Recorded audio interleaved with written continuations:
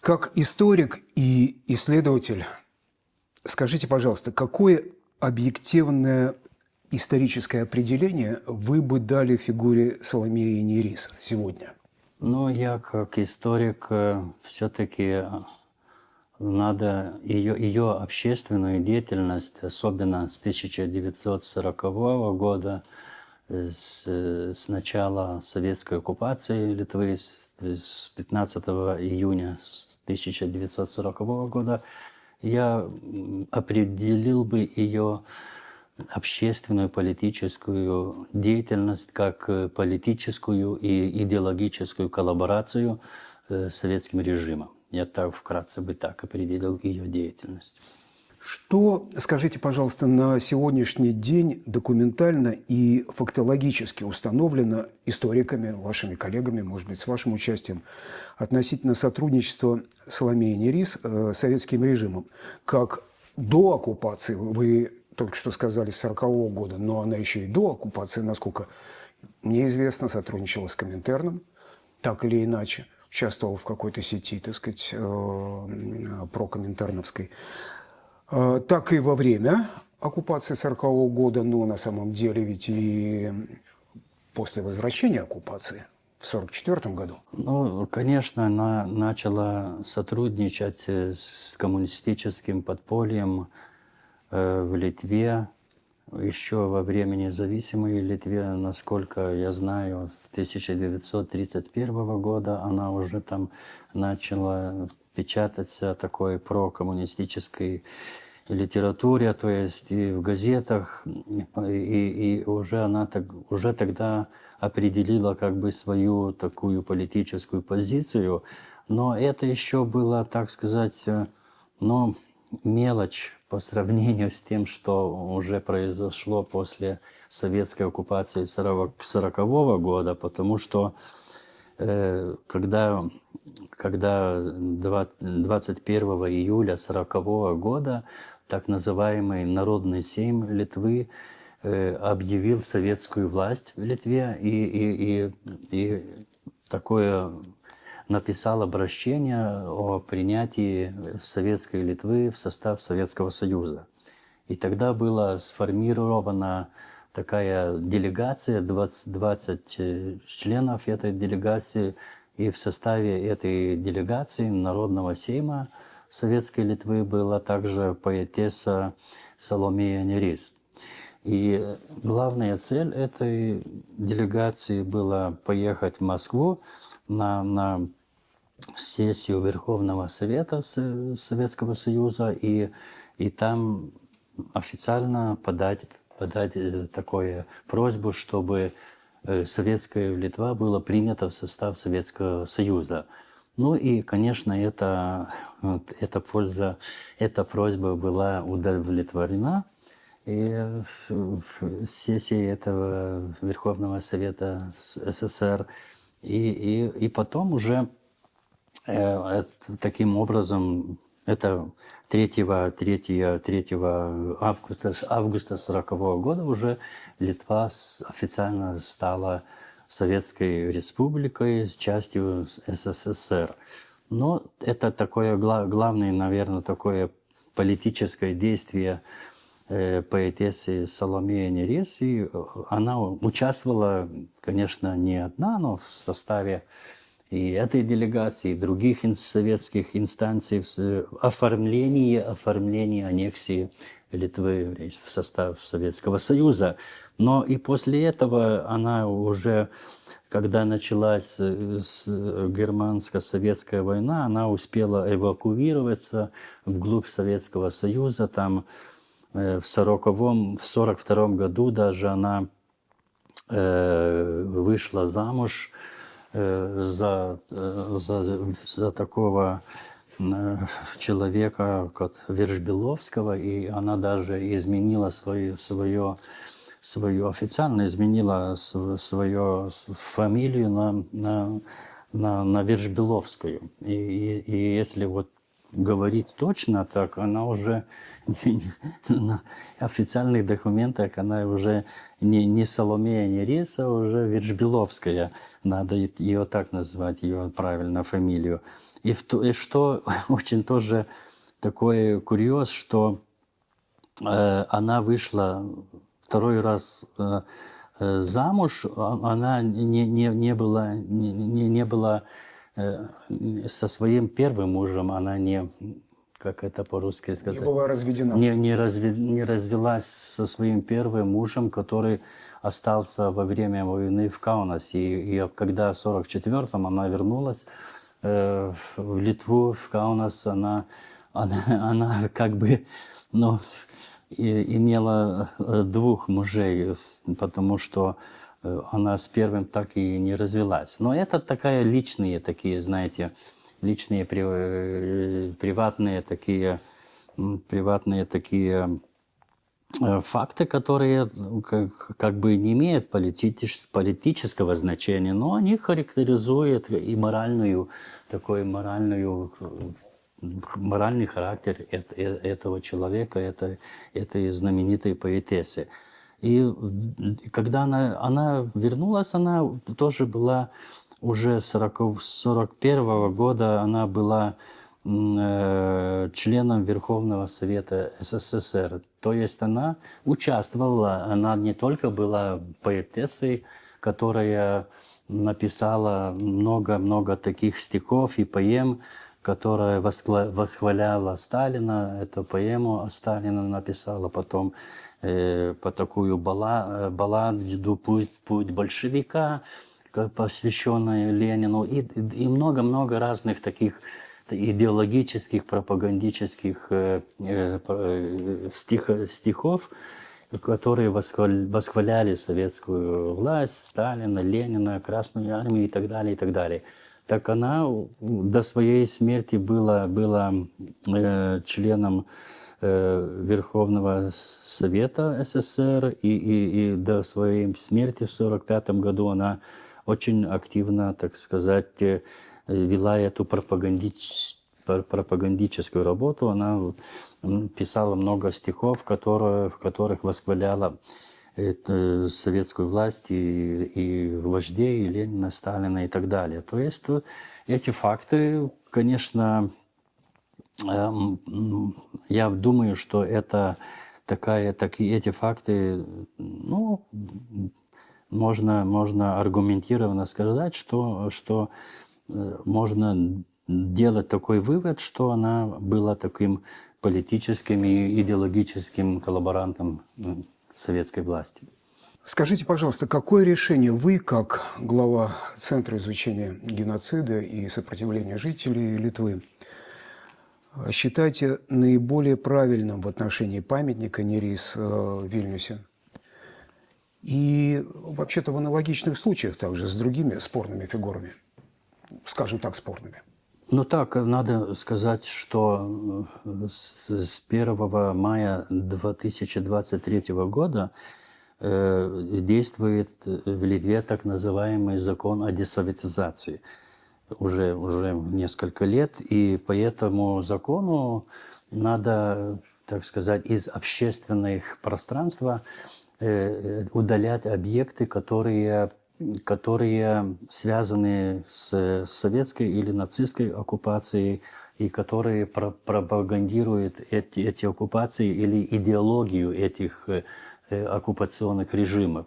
И Центр, так сказать, по этому закону должен определять, какие общественные объекты являются такими, которых надо устранять из общественного пространства. И уже много сделано таких больше. И решение принимает генеральный директор Центра исследований геноцида и сопротивления жителей Литвы. То есть в конкретном случае я принимаю такое решение, но я принимаю решение не как сказать, опираясь на выводы комиссии по десоветизации. Комиссия по десоветизации получает разные там письма, просьбы насчет одних или других объектов из всей Литвы. И она в своих таких заседаниях определяет конкретный объект, там, название улицы в каком-нибудь городе, название площади, название там какого другого объекта или, например, памятник какой-то, и памятная доска или так далее, она попадает под этот закон или не попадает. Ну, тогда эта комиссия децентрализации делает вывод и посылает этот вывод генеральному директору центра, а генеральный директор центра, опираясь на вывод комиссии, принимает решение, удалить этот объект или не удалить из общественного пространства. Ну, в такой механизм принятия решений. Ну, Я бы, если позволите, уточнил, что ведь речь идет не о уничтожении памятника, а лишь о удалении, перемещении из публичного общественного пространства. Из публичного общественного пространства. Это, конечно, этот памятник, и я, опираясь на вывод комиссии 20 августа 24 года принял решение, чтобы этот памятник Соломея Нерис в Вильнюсе, здесь у гимназии, был устранен из этого общественного пространства. Но по закону это мое решение может оспаривать административный суд. Если находятся организации или люди, которые не согласны с моим решением, они могут подать иск в административный суд. И нашлась внучка поэтессы Соломеи Нерис, тоже Соломея Бучайте, и вместе с такой ассоциацией, ассоциация такая есть, ассоциация, это по-литовски называется Lietuvos meno kūrėjų ассоциация. Ассоциация творческих людей. Творческих людей. Там объединяет... Искусство. Да, людей искусства. Там она объединяет 12 таких организаций. Это ассоциация, ну, там не хочу углубляться, насколько это действующие, насколько эти организации многочисленные. Но эта ассоциация вместе с внучкой Соломеей Нерис, а также там адвокат такой Людвигас Рогаускис, они подали иск на мое решение, и этот иск долгое время рассматривался в суде, и почти 2 года рассматривается, шел суд. И вот совсем недавно, то есть 28 мая 26 года, административный суд регионов или региональный административный суд принял решение, что такое приговор, что мое решение о удалении памятника Соломеи Нерис Вильнюса, оно, так сказать, это решение недействительное. Оно, так сказать,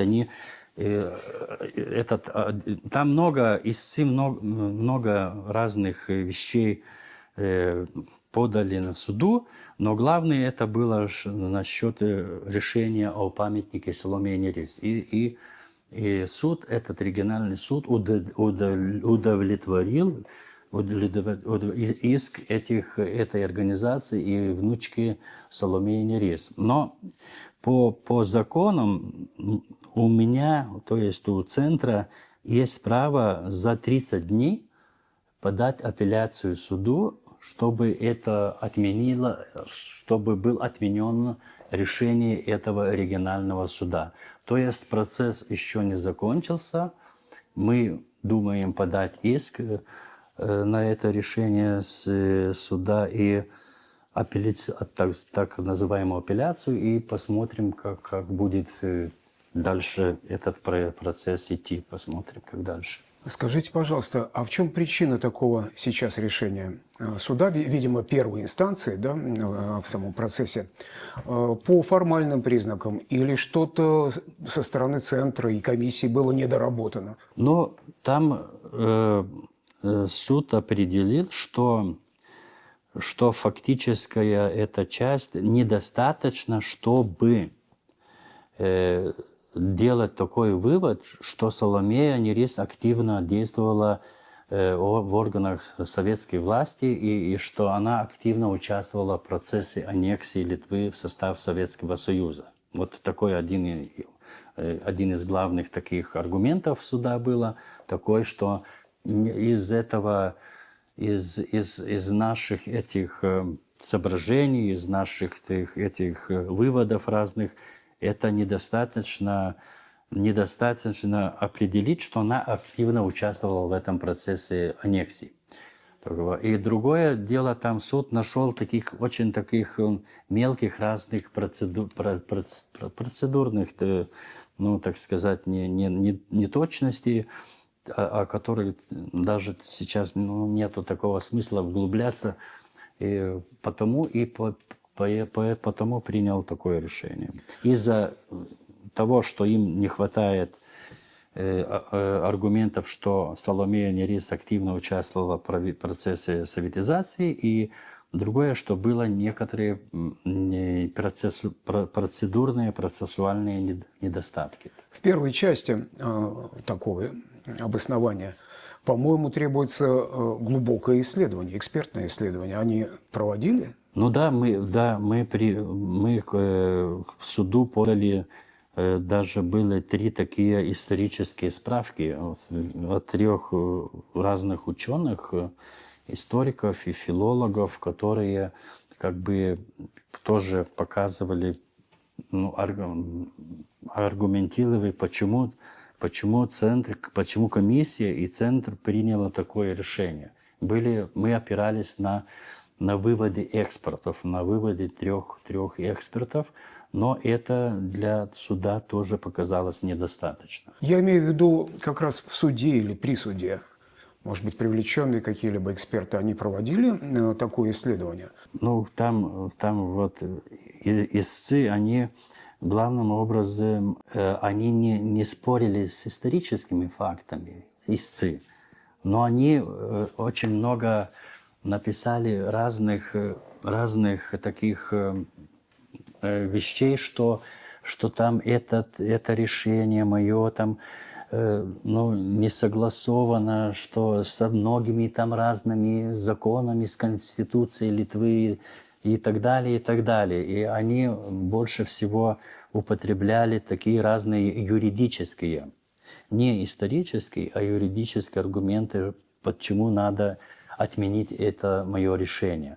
Но для суда и для я так думаю, для суд как для их такая профессия, что они, наверное, для них юридические разные такие аргументы имеют большее влияние и значение, чем исторические там факты и выводы и так далее. Они судьи, они юристы, так? У них такое образование, и, наверное, для них эти разные такие тонкости юридически для них более понятны, чем исторические факты и выводы. Я думаю, это сыграло важную роль. То есть научную экспертизу они не проводили? Нет, они не проводили, они опирались на то, что им было прислано эти наши выводы экспертов, и, конечно, они много, так сказать, вглублялись в аргументацию истцов адвоката, и этой комиссии, этой ассоциации деятелей искусства и также так сказать, на иск внучки Соломея Нерис, Соломея Бучаевой. То есть я, если позволите, еще раз повторю, что все-таки здесь скорее причины такого решения в процедурных каких-либо недостачах или, может быть, отклонениях, нарушениях с точки зрения суда, имеется в виду. И если я правильно понимаю, то просто требуется дополнительная, может быть, с помощью юристов, подготовка для следующей инстанции. Да, мы будем работать над апелляцией, и будем, наверное, искать еще больше аргументов, также и документов архивных, которые показывают деятельность, конкретную деятельность поэтессы Соломеи Нерез в этой делегации Народного Сейма в Москву и ее деятельности как депутата Верховного Совета СССР, чтобы суд увидел, что есть достаточно фактов, чтобы определить роль ее как политической, идеологической коллаборантки с советской властью. Знаете, создается впечатление, что в литовском обществе до сих пор, несмотря на то, что нынешняя современная, самостоятельная, независимая, свободная Литва существует уже целых 36 лет, но до сих пор остается в обществе, какой-то части, конечно, его, но активной части, ностальгия по эстетической, скорее, литературной такой составляющей наследия, то есть не политическая часть наследия этой героини, а именно литературное, поэтическое, лирическое наследие ее и, может быть, других тоже, так сказать, творцов. И эта ностальгия как будто бы затмевает рассудочное отношение, такое фактологическое отношение к таким, как она. Почему, как вы считаете? В чем дело? 36 лет, на самом деле. Мне кажется, уже было время и есть еще все возможности объяснить, что был за этот человек или другой подобный. Ну, знаете, с людьми искусства, с писателями, поэтами, это такой довольно сложный вопрос, если иметь в виду Соломею Нерез. Она была, конечно, талантливой поэтессой, и все это в послевоенное время она, советская власть тоже многие десятилетия и восхваляли ее и творчество Соломеи Нерез. Это творчество,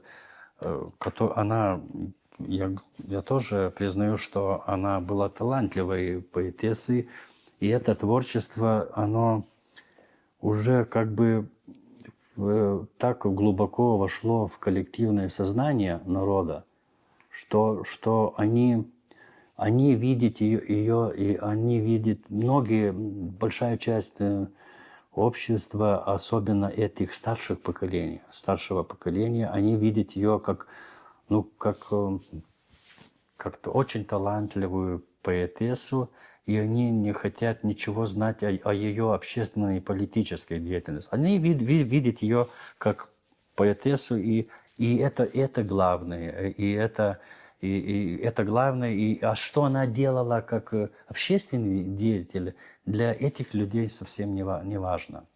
Можно здесь уточнить. Вот такого рода люди, они считают, что Соломея Нерез можно все простить или нечего прощать. Ничего такого нет, что нужно простить. Есть разные мнения. Часть таких людей думает, что она ничего плохого не сделала для литовского народа и для литовской государственности. Часть думает, она наотрез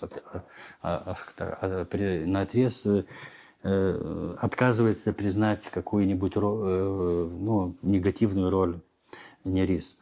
Другая часть, наверное, большая, думает, что она поехала в Москву привезти солнце Сталина в Литву, но это по сравнению с ее творчеством, с ее талантом, с важностью для литовского народа, его творчества, это мелочь. И не надо особенно, так сказать, обращать внимание. Главное, что она была хорошая поэтесса. Мы так сказать, с раннего возраста, с детства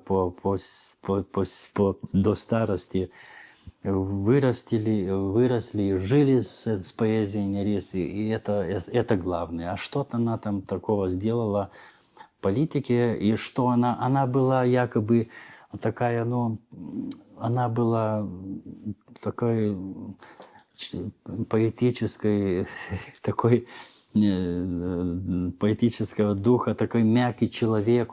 Она не понимала, что там делала, чтобы она там ее вовлекли, такие политики в эту деятельность. Она не виновата. Ну, она такой была наивный такой, ну, человек, поэт, и она не понимала сама, что она делает. И вот и такая идет аргументация тех людей, которые не хотят признать ее такую пропагандистическую, коллаборационную деятельность. Для них главное, что она была известной и хорошей поэтессой, а что она делала как общественный деятель, это не важно. Как директор центра вы выполняете свой, я бы сказал, должностной профессиональный долг и, наверное, гражданский долг, безусловно.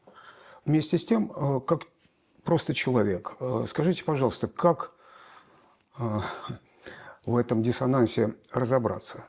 Вот действительно талантливая поэтесса и проводник советской оккупации, один из проводников, разрушительно совершенно действовавший по отношению к литовскому государству. Как это разделить? Я слышал точку зрения, и, по-моему, ее высказал Витаутас Лансбергис, это режиссер, имеется в виду, средний в современной династии, что, безусловно, надо признавать ее талант, и ее надо читать, и надо изучать в школах, гимназиях и в целом в обществе. Но в то же время надо очень точно представлять, что она сделала исторически, политически для своей родины. Ну, и я тоже согласен с тем, что она была талантливой поэтессой, и чтобы в школах осталась там часть ее поэзии, не той пропагандистической, конечно, но часть нормальной такой поэзии, лирической поэзии. И это и надо ее знать, и надо изучать. Но что касается памятников, названий улиц, я думаю, что не должны существовать названия улиц во многих городах Литвы, не должны быть памятники стоять в общественных местах в городах Литвы.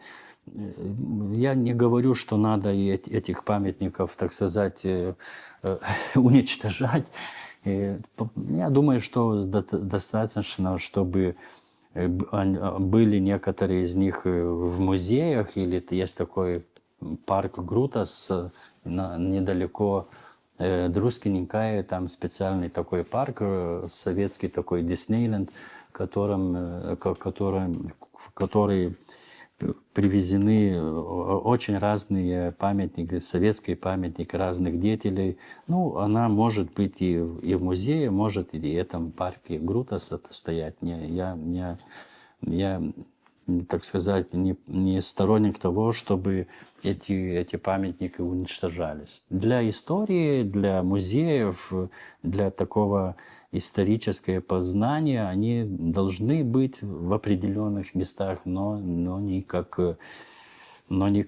такие памятники в общественных местах, которые люди видели и говорили: вот так, вот была поэтесса такая, известный такой человек, она достойна того, чтобы памятники ее стояли в городах. Скажите, пожалуйста, вот со всем вашим опытом наблюдений и отношений, например, с масс-медиа, с просветительскими, образовательными, исследовательскими институциями Литвы, какой выход из этой ситуации, когда ее, мне кажется, можно в определенном смысле назвать кризисом исторической памяти, вот при нынешнем уровне дискуссии сторонников, противников, когда вообще трудно услышать середину в подобном случае? Хотя, на мой взгляд, вот лично мне сейчас середина была слышна и ясна во всем том, что вы говорили. Какой выход? Что дальше? Ну, конечно, этот вопрос очень, так сказать, поляризировал общественность. Общественность, ну, можно разделить на три части. Одни очень сторонники НИРИС, другие противники НИРИС, а третья часть это им равнодушно, что она там, что о ней говорит, что о ней пишет, и ее деятельность тоже равнодушна. Это люди к этому. Ну, конечно, надо такую просветительскую работу делать, и писать, изучать, писать ее, так сказать, деятельность, показывать, и, так сказать, последствия ее деятельности. Ну и, конечно, этом в таком широком историческом контексте, чтобы не думать, что она такая, ну, она одна такая была. Таких, как она, было много, только не таких талантливых людей, но были разные, так сказать, и люди из искусства, и писатели, которые тоже очень активно действовали во время советской власти. Но надо просветительская работа наша, разъяснительная работа, и я думаю, что надо время, чтобы, я думаю, это ностальгия по тем временам, и ностальгия по деятельным, по людям искусства того времени, она больше всего уже у людей такого возраста, которым, ну, сейчас, скажем так, ну, за 50, за 60, за 70 лет. А для молодежи, я думаю, этот вопрос будет довольно ясен, и они, может, все поставить в свое место, так сказать, где будет понимать, что она делала как политический деятель, и что она делала как поэтесса. Я думаю, время это все эти дискуссии и остроту этого вопроса снимет. То, что происходит сейчас с судом, и необходимость дальше еще добиваться решения, которое вы считаете правильным, останавливает вас от дальнейших подобных шагов, инициатив со стороны центра? Ведь и комиссии сейчас нет, как я понимаю. Да, этот процесс, он, так сказать, сейчас приостановлен, потому что уже целый год не действует эта комиссия десоветизации. Она сама, так сказать, сама приостановила свою деятельность, а новой комиссии Сейм, парламент еще не утвердил.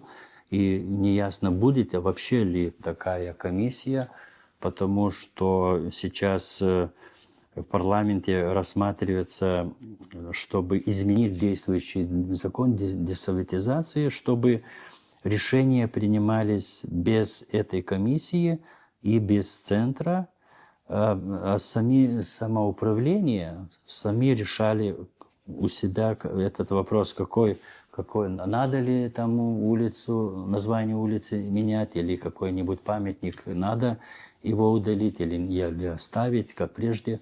Это такое есть сейчас дискуссии в парламенте, но окончательного решения еще не принято. А в таком случае, если все решение будет принимать только самоуправление, тогда роль нашего центра только делать консультации. Консультативные. Если какой-нибудь городской совет не знает, как там делать, какое название улицы, они запрашивают центр, мнение центра, чтобы мы сделали такой экспертный анализ и вывод, и на основании того вывода, может быть, они будет принимать одно или другое решение. Но пока новая редакция закона не принята, и И неясно, вообще ли будет принята новая редакция закона или будет все оставлено, как было прежде.